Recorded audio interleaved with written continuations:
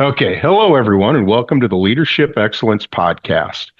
Your hosts are Tom Lawless and George Trachilis.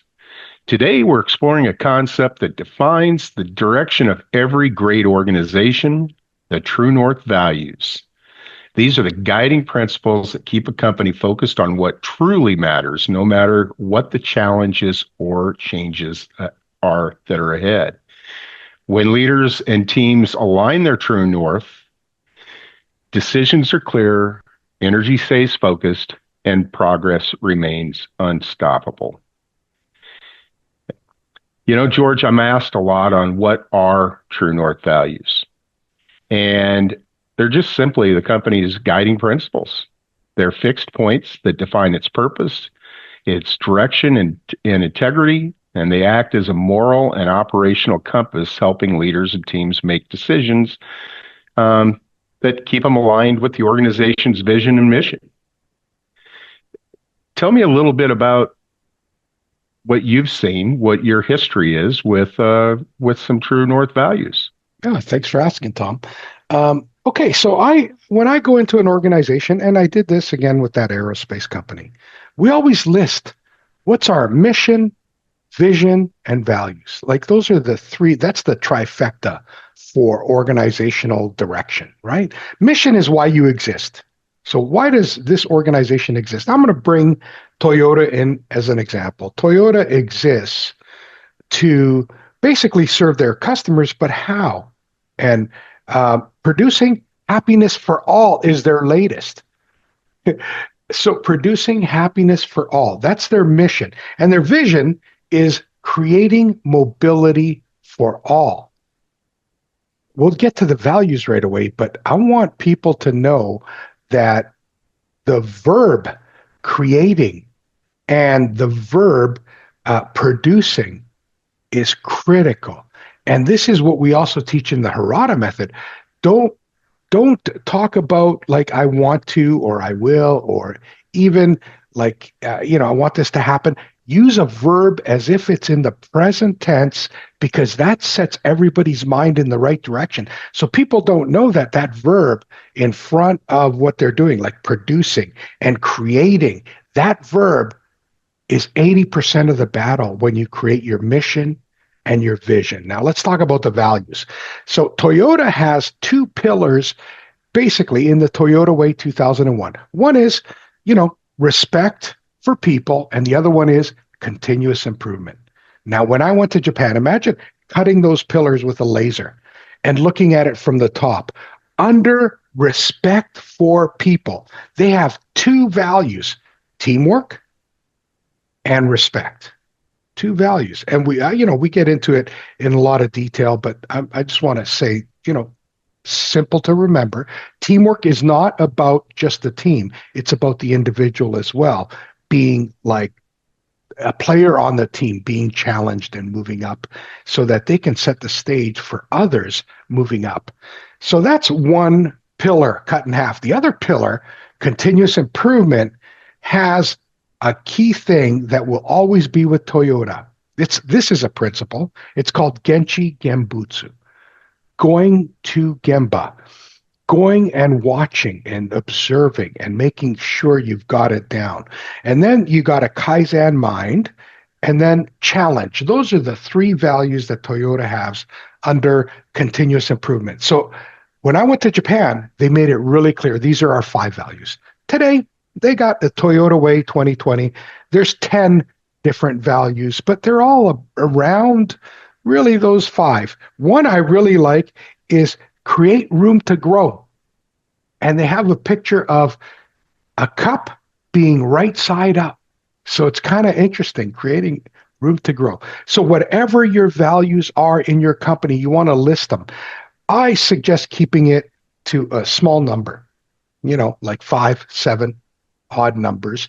And one of the things I did when I went to a company in manufacturing, I was running the company, so I needed to bring in what I needed to do in that company. And one of the values I brought in was respect for time. And we built in activities around respect for time. It was my thing. Nobody else has that. respect for time. So every meeting started with what is the purpose of the meeting and what is your desired outcome? Whoever's organizing the meeting or whoever called the meeting, what's your desired outcome? Another one is put yourself in the other person's shoes. What do they need to know? Stop talking about all this other stuff and think about what they need to know. And this really helped me because then I could work at this company instead of it, kind of like interpreting respect for people as in listening to everybody and everything they have to say. Honestly, Tom, we would go broke if I did that. So that's why I introduced respect for time. So another thing I do, or like I was thinking about, is what is true north? True north is actually a true north versus a magnetic north, right? When you look at the North Pole, it's a true north. It's not the magnetic north. They should have had it magnetic north. What is the magnetic north of your company? It's like way better than true north because this is where you're being drawn as a magnet versus true north. So I would change it if it was me. Yeah. So true north values represent, or magnetic north values, and we're going to have to change it when we write a book. Magnetic north values represent the magnet that you're creating as a leader to pull your people in that direction. That direction's always going to stay the same. What is it? And this takes a little bit of work for executives to figure out. But when they do, man, are they on the right direction. They're on magnetic north and they're going and they're pulling people with them. Magnetic pull. Okay, so Tom, that's my thoughts on what is true north. And now we could talk a little bit about how you would implement. How would you implement it? Well, I mean, so some of the common true north values, and first you have to have these values, is some common ones: respect for people, right? And we talked about that. Every individual has dignity, voice, and worth. That's something a lot of leaders, not leaders, I use that term lightly. That's something that a lot of management, they don't understand, is that every individual has dignity. Listen, the customer first, right? Decisions are made on that are based on the value adds to a customer. You mentioned continuous improvement. You're always continuously improving. Toyota's been doing this for what, 7, 8 decades? And it isn't like they said, hey, we're perfect now. No, they continuously improve. Safety and quality first. Protect people. If you protect people, people will, if they really feel that you care about them, they're going to do anything that you need them to do. You have to protect them sometimes from themselves because they will do everything they need to do to get something done. Now, here's the thing that I find that leadership anymore is really bad at accountability, right? You have to take ownership for your results and behaviors. Right. If your company's doing something, look in a mirror because they're following you. Right? They're following your actions. And even though you might think that, oh, I'm putting on this facade, right? They can see through that because they're seeing your actions.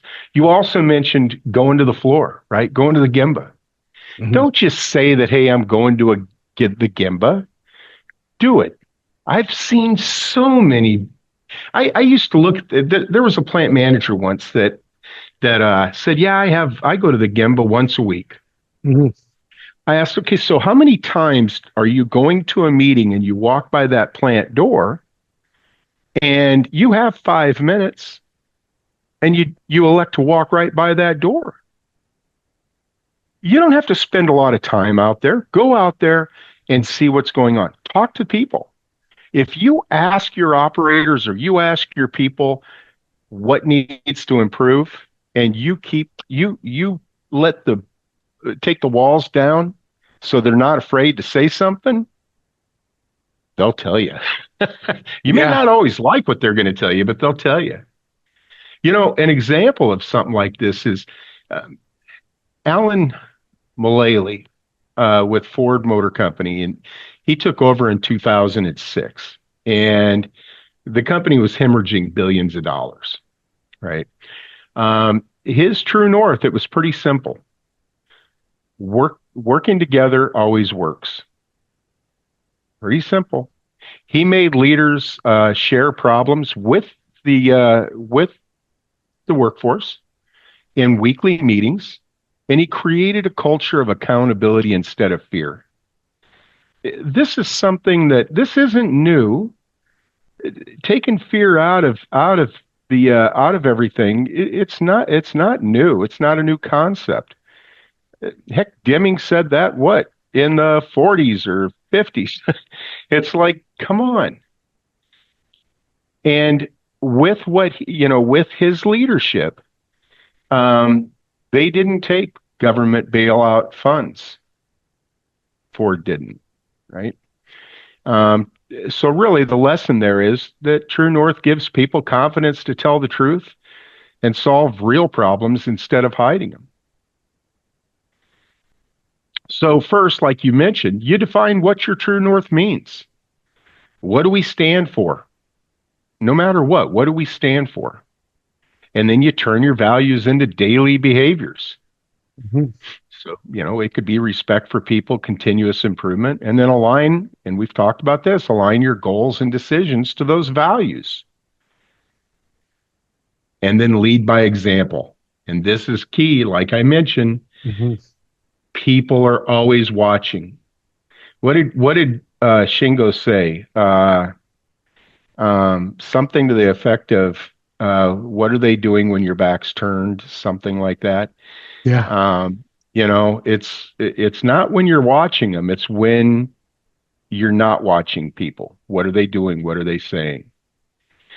Communicate and reinforce this everything constantly. Have your team huddles, your company meetings, and then reflect and adjust. You're always going to need to adjust. Nothing is ever perfect. You adjust and you Yeah. move from there. You've touched on so many great things there: dignity, voice, worth, adjust. I mean, you're talking scientific thinking, plan, do something. I remember Shingo saying, "Look, you're a leader, and you're blaming your people for something. It's like spitting up in the air." And he actually made the motion, right? Spitting up in the air. It's just going to come back down in your face. And Yeah. so, therefore, there are consequences. And, he always said, go to the Gemba with a little bit of purpose and use all your senses. There's so many great things he said there. And you just brought up like a whole ton of stuff. One thing I did is I was talking to a Toyota leader in Perth, Australia. And he says, George, do you know if there's any order to the true north values? And I said, no particular order. He says, that's not true. For us, and I think he was talking about Australia. I haven't heard it anywhere else. For us, there was an order. First thing, go to Gemba, Genchi Gembutsu, right? Second, respect. You're going to use their name and you're going to thank them for the hard work they're doing. And it's actually thanking somebody, thanking people is in the Toyota Way 2020, right? Specifically. So be grateful. And then you're going to say, what's the challenge? So you bring up the challenge.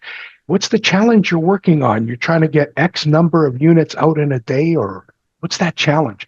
And then you both use your Kaizen mind and you say, okay, where are you at with your experimentation? What was the last step you did? What happened?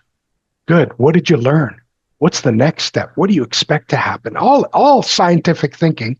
And this is all centered around teamwork. So he said, yeah, there is an order.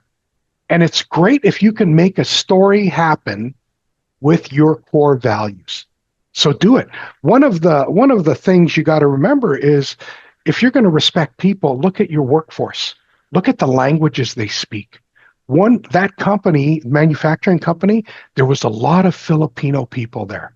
So I had to do the core values in Tagalog so they could understand them, right? Or Tagalo. I don't know how you pronounce that, but it's